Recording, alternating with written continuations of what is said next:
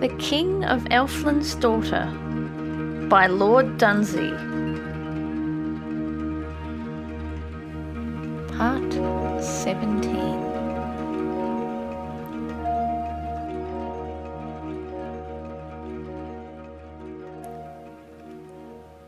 Chapter 34. The Last Great Rune. As Elfric hastened back, led by two madmen, to those lands over which he had long ago been lord, the horns of Elfland had sounded in Earl all day. And though only Orion heard them, they no less thrilled the air, flooding it deep with their curious golden music, and filling the day with a wonder that others felt, so that many a young girl leaned from her window to see what was enchanting the morning. But as the day wore on, the enchantment of the unheard music dwindled, giving place to a feeling that weighed on all minds in Earl, and seemed to bode the imminence of some unknown region of wonder. All his life Orion had heard these horns blowing at evening, except on days which he had done ill. If he heard the horns at evening, he knew that it was well with him. But now they had blown in the morning and blew all day, like a fanfare in front of a march. And Orion looked out of his window and saw nothing, and the horns rang on, proclaiming he knew not what. Far away they called his thoughts from the things of earth, that are the concerns of men, far away from all that casts shadows. He spoke to no man that day, but went among his trolls and such elfin things as had followed them over the border. And all men that saw him perceived such a look in his eyes as showed his thoughts to be far in realms that they dreaded. And his thoughts were indeed far thence, once more with his mother, and hers were with him, lavishing tenderness that the years had denied her in their swift passage over our fields that she never had understood, and somehow he knew she was nearer. And all that strange morning the will-o'-the-wisps were restless, and the trolls leaped wildly all about their lofts, for the horns of Elfland tinged all the air with magic and excited their blood, although they could not hear them. But towards evening they felt impending some great change, and all grew silent and moody. And something brought them yearnings for their far magical home, as though a breeze had blown suddenly into their faces, straight off the tarns of Elfland. And they ran up and down the street, looking for something magical to ease their loneliness amongst mundane things, but found nothing resembling the spell-born lilies that grew in their glory above the elfin tarns. And the folk of the village perceived them everywhere, and longed for the wholesome earthly days again that there were before the coming of magic to Earl. And some of them hurried off to the house of the Freer, and took refuge with him amongst his holy things, from all the unhallowed shapes that there were in the streets, and all the magic that tingled and loomed in the air, and he guarded them with his curses, which floated away the light and almost aimless will-o'-the-wisps, and even at a short distance awed the trolls, but they ran and capered only a little way off. And while the little group clustered about the Freer, seeking solace from him against whatever impended, with which the air was growing tenser and grimmer as the short day wore on, there went others to Niall and the busy elders of Earl, to say, "See what your plans have done, see what you've brought on the village." And none of the elders made immediate answer, but said that they must take counsel with one another, for they trusted greatly in the words said in their parliament. And to this intent they gathered again at the forge of Niall. It was evening now, but the sun had not yet set, nor Niall gone from his work, but his fire was beginning to glow with a deeper colour among the shadows that had entered his forge. And the elders came in there walking slowly with grave faces, partly because of the mystery that they needed to cover their folly from the sight of the villagers, partly because magic hung now so gross in the air that they feared the imminence of some portentous thing. They sat in their parliament in that inner room while the sun went low and the elfin horns, had they but known it, blew clear and triumphantly. And there they sat in silence, for what could they say? They had wished for magic and now it had come. Trolls were in the streets, goblins had entered houses, and now the nights were mad with will-o'-the-wisps, and all the air was heavy with unknown magic. What could they say? And after a while, Null said that they must make a new plan, for they had been plain bell-fearing folks, but now they were magical things all over Earl, and more came every night from Elfland to join them, and what would become of the old ways unless they made a plan? And Null's words emboldened them all, although they felt the ominous menace of the horns that they could not hear, but the talk of a plan emboldened them, for they deemed they could plan against magic, and one by one they rose to speak of a plan. But at sunset the talk had died down, and their dread that something impending grew now to a certain knowledge. Oth and Threll knew it first, who had lived familiar with mystery in the woods. All knew that something was coming. No one knew what, and they all sat silently wondering in the gloaming. Luraloo saw it first. He had dreamed all day of the weed-green tarns of Elfland, and growing weary of earth had gone all lonely to the top of a tower that rose from the castle of Earl, and perched himself on a battlement and gazed wistfully homewards. And looking out over the fields we know, he saw the shining line coming down on Earl, and from it he heard rise faint as it rippled over the furrows a murmur of many old songs. For it came with all manner of memories, old music and lost voices sweeping back again to our old fields what time had driven from earth. It was coming towards him bright as the evening star, and flashing with sudden colours, some common on earth and some unknown to our rainbow, so that Luraloo knew it at once for the frontier of Elfland. And all his impudence returned to him at the sight of his fabulous home, and he uttered shrill gusts of laughter from his high perch that rang over the roofs below like a chatter of building birds. And the little homesick trolls in the lofts were cheered by the sound of his merriment, though they knew not from what it came.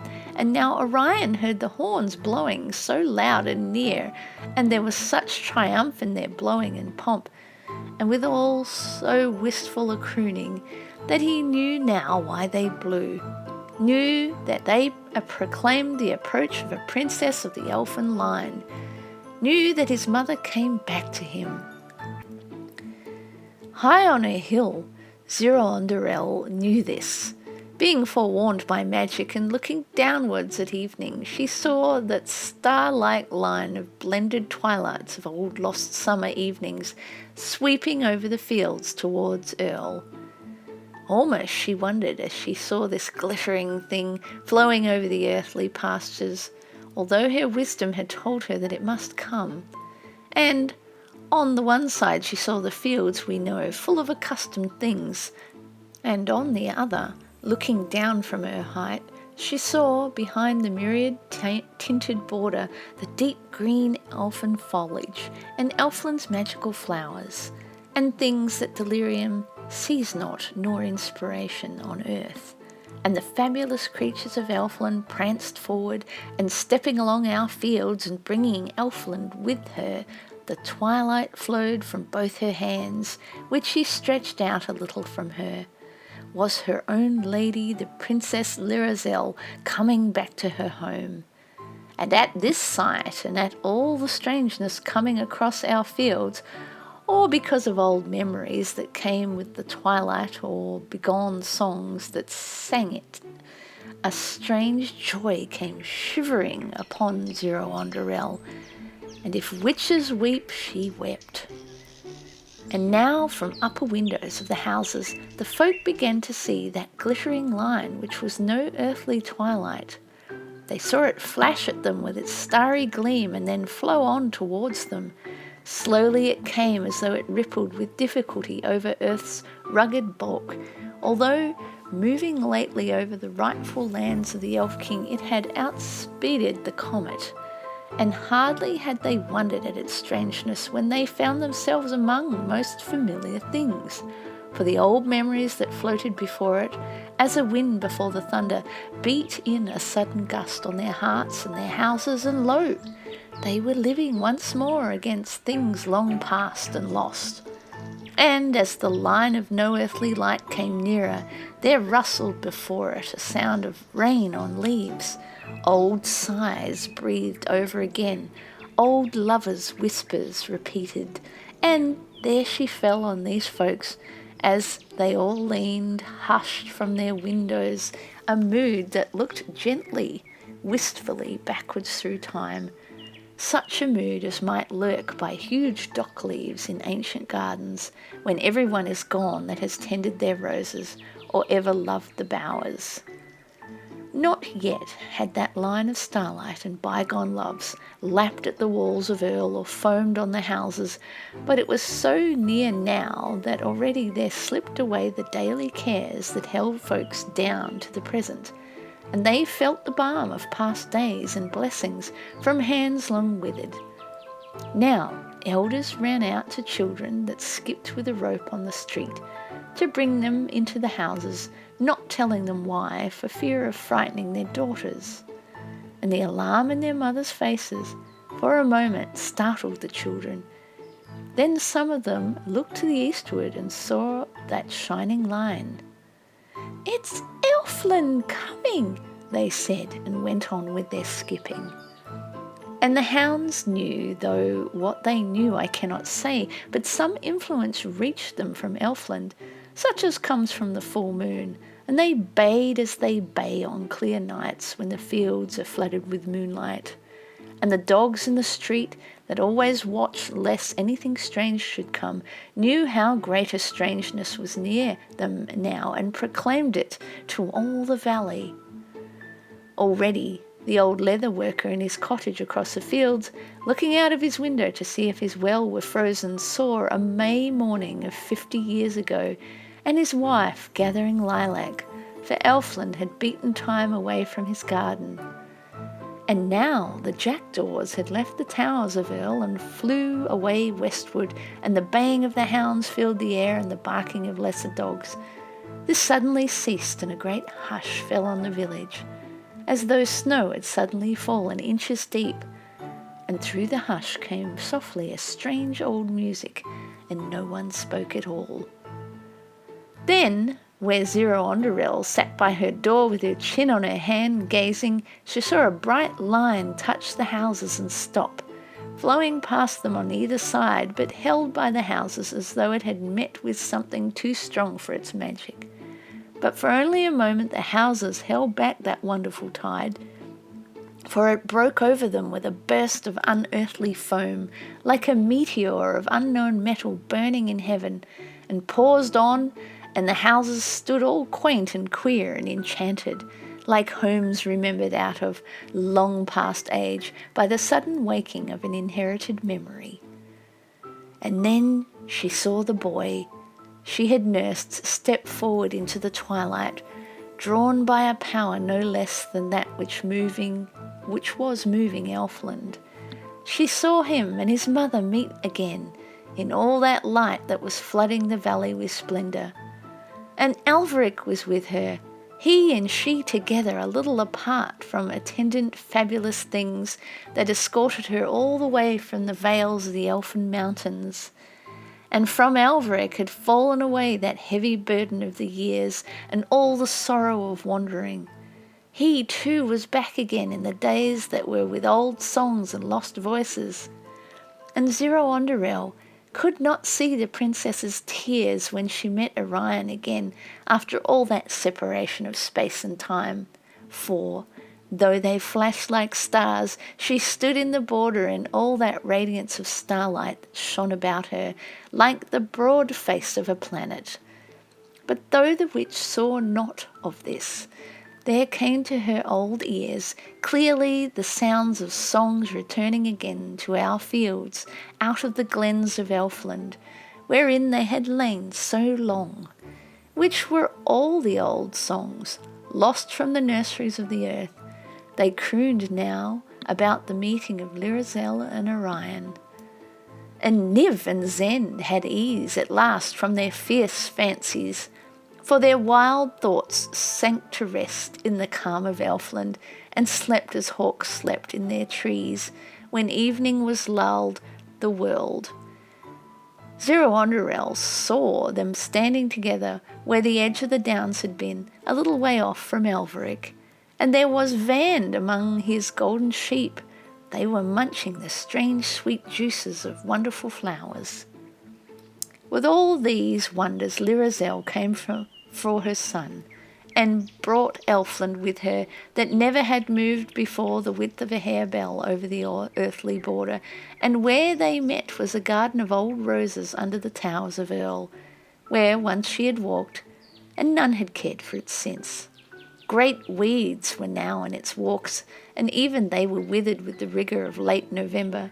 Their dry stalks hissed about his feet as Orion walked through them, and they swung back brown behind him over untended paths. But before him bloomed in all their glory and beauty the great voluptuous roses, gorgeous with summer. Between November that she was driving before her and that old season of roses that she brought back to her garden, Lirazel and Orion met. For a moment the withered garden lay brown behind him, then it all flashed into bloom, and the wild glad song of birds from 100 arbours welcomed back the old roses. And Orion was back again in the beauty and the brightness of days whose dim fair shades his memory cherished, such as are the chief of all the treasures of man, but the treasury in which they lie is locked, and we have not the key. Then Elfland poured over Earl.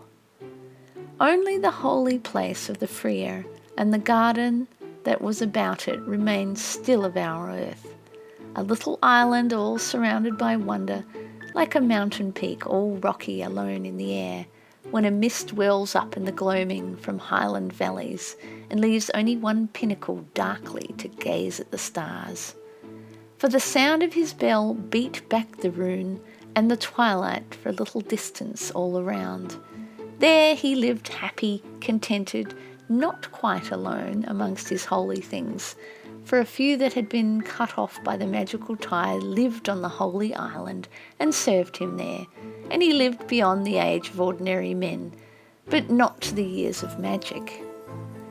None ever crossed the boundary but one, the witch Zeronderel, who from her hill that was just on the earthward border would go by broom on starry nights to see her lady again, where she dwelt unvexed by years with Elveric and Orion.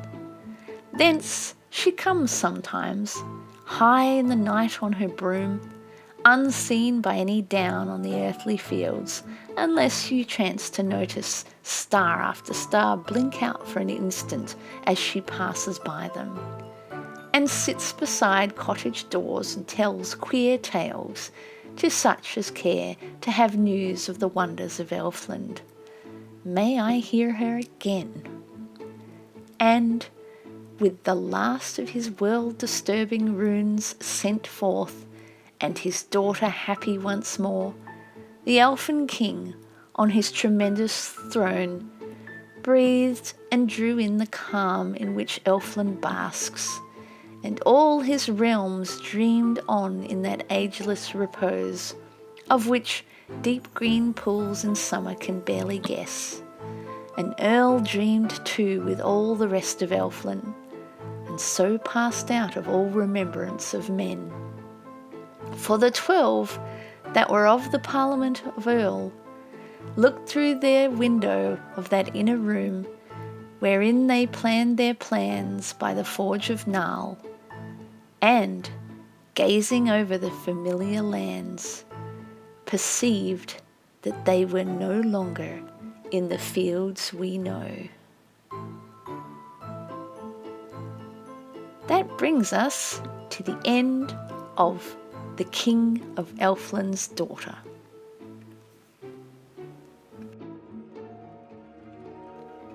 If you have been enjoying this audiobook, please take the time to subscribe. It would really help the station. If you could also like or leave a comment or share this station with other friends, that would be great. Thank you.